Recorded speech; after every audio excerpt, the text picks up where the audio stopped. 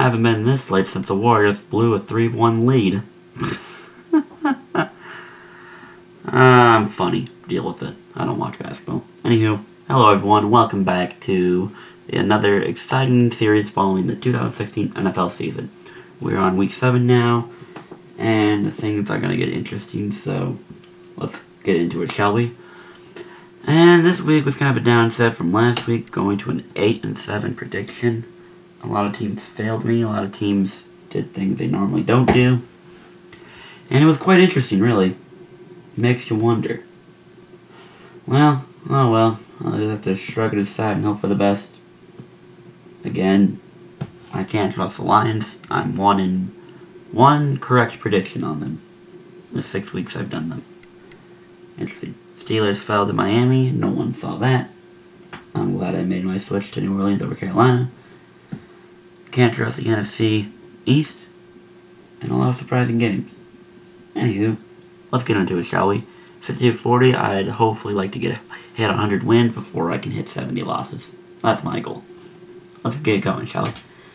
And of course, we start out with the most interesting game. There's a lot of interesting games going on this week. A lot of divisional games and a lot of returning home for some players. And it's going to be quite interesting. But I took a game that a couple of us may have circled prior to the season starting, mainly because of all the hype we had been hearing between the two teams. There's a lot of young players, and we're interested to see what happens. So I went with Oakland at Jacksonville. Jacksonville, I believe, is currently favored to win this game, but a lot of people are still going with Oakland, mainly because of how well they've been performing more or less this season, and how much of a downfall Jacksonville has been experiencing. Nonetheless, this game should be interesting and should cause a lot of ideas for how these two teams will grow, and maybe in the future will be dynamic matchups. I mean, led by the two quarterbacks of the 2014 draft, Derek Carr and Blake Bortles, this could be an interesting QB matchup for us to all watch as we grow old with these guys. It'll be an interesting game. I'm taking Oakland though. Jacksonville, I don't trust right now. Second game, most close scoring game. It's a toss-up on who's going to win this one. I debated it. I couldn't think of a legitimate one. I try to stay away from divisional games when it comes to picking these, but it's hard to say. I don't know what to go with. So I like to go with Indy at Tennessee. Indy, who has been more or less the bully of the division for the last couple of years, or maybe even longer, I don't know. My memory's not that good. And Tennessee, who is more or less chilled on the bottom. I mean, they've had some decent seasons, but have lately been on the downer side of it. But now, Indy is kind of collapsing within itself.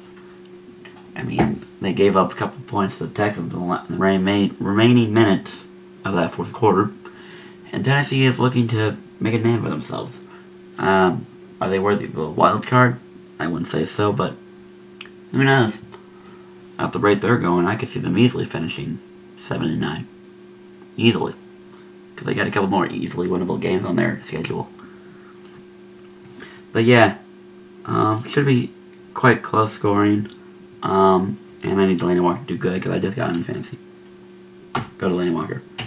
Yeah, of course, the final game is the biggest blowout. I looked at some of these games and none of them really stood out to me as blowout. Now I'm like, oh, this team will completely take care of the other team. Now a lot of you are going to think, oh, Cleveland Cincinnati, A, divisional game, so you can't trust nothing. And B, Cincinnati's been also doing quite bad themselves, so you can't trust them. I think the Saints are just going to put up high scoring numbers against KC regardless. Yes, maybe Marcus Peters will get an interception. I don't know. Hope for the best. And Sam Bradford is Sam Bradford, so just because the Vikings are rolling 5-0 doesn't mean they're going to walk by the Eagles, no doubt. Eagles are looking to be a decent team. So without debate, I went with San Diego. I went the Falcons taking a blowout. Or giving the blowout. You know what I mean. Falcons will roll over to San Diego like nothing. Some people think this is a trap game and that San Diego could pull this win out. I don't see it. I like Rivers. I like their offense more or less. Hunter Henry's coming a real star. But I do not trust them against an Atlanta team who had done really well for its first couple of weeks. So yeah, that is everything for me today. Here are my Week 7 predictions. Now, some of you are going to get on my case because I'm releasing this late, saying, oh, you knew the Packers won, so that's why I definitely chose them. But let's be honest here. Who did see the Packers winning? Besides Bear fans. And I'm pretty sure a lot of Bear fans would even have told you the Packers would have won that game. I do like Brian Hoyer, more or less. But even before he went down, I had no faith in the Bears to win this game. The Rams scare me, but I'm going to take them over the Giants because I don't trust the Giants yet. Yeah, they beat my Ravens. They got lucky. They got lucky. I don't care what you think. I want the Ravens to win. They need to win. They should have won all 3 of these games. They could have easily been 6-0. Now the Jets are starting Geno Smith. I swear, I'm looking at you, Ravens. You lose to a Geno Smith-led team, I'm going to be sad. And a lot of people are predicting them to beat the Ravens. I don't trust Geno Smith.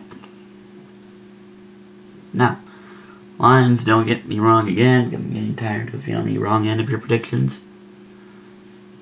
And I'll take the Titans over the Colts on this one. I don't trust Indianapolis right now. And I really like the Cardinals, but they've been performing subparly. So a Seattle team who's more or less done a better job, hard to trust. I'll be rooting for Arizona though. That's everything there. And of course, my Super Bowl 51 prediction. Again, I'm just going to be honest, nothing's changed. New England versus Minnesota. It's looking good. Headliners. You think they're possible? And of course, just to keep you all updated, here's the league. I beat Keith to keep myself up at number 1 and drop Keith down a level.